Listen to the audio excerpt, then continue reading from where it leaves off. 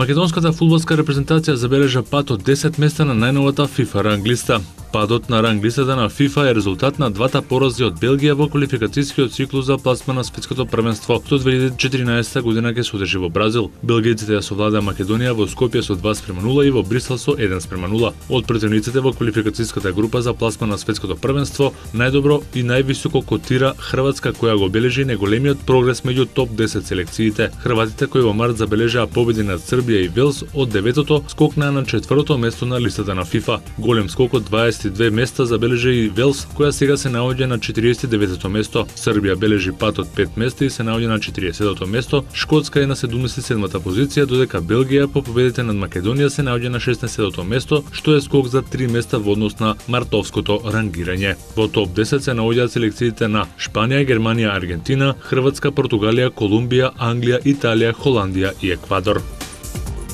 Милан е блиско до потпишување на договор со голманот на Квинс Парк Ренџерс Жулио Цезар и негово евентуално враќање во Милано, но сега во црвено-црниот дрес. 33-годишниот голман се приклучи на лондонскиот тим минатото лето и неговите перформанси се уште се на високо ниво. Меѓутоа, тешко дека тоа ќе го спасе тимот на Квинс Парк Ренџерс од излегување во понизок ранг на надпреварување. Цезар го врати местото на голот на Бразил и со сигурност ќе сака враќање во Италија. Цезар е пред потпишување на 2-годишен договор со Милан, вреден 2 милиони евра по сезона, со што ќе биде голман број 1 во Милан, а Абиати ќе биде негова замена, додека пак Амелијај би го напуштил италијанскиот тим. Фудбалската легенда на Бразил Роналдо го советува неговиот сонародник Нејмар да избере европски клуб во кој сака да ја продолжи кариерата.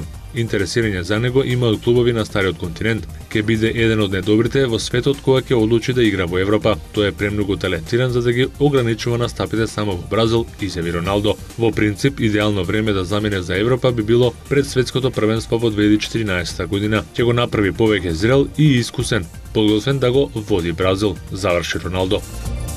Меѓународната атлетска федерација соопшти дека Оскар Писториус, доколку се квалификува, ќе може да учествува на светското првенство во Москва. Минатата недела судот во Преторија му ја укина забраната на Писториус да може да ја напушти Јужна Африка, која му беше воведена по убиството на неговата девојка Рива Стенкамп на 14 февруари. Параолимпиецот се брани од слобода до почетокот на судењето кое е закажано за 4 јуни. Писториус од моментот кога беше уапсен тврди дека мислејќи дека е крадец, пукал во својата девојка, додека обвинителот смета дека се работи за убиство со предумисла. Потпаролот на Меѓународната атлетска федерација Николау изјави дека владеачкото тело на светската атлетика нема ништо против тоа Писториус да се надпреварува. Меѓутоа, одлуката дали тој ќе може да учествува на некои други надпревари ја носат организаторите и дека Меѓународната атлетска федерација нема влијание врз нивните одлуки. Светското првенство во атлетика во Москва ќе се одржува од 10 до 18 август.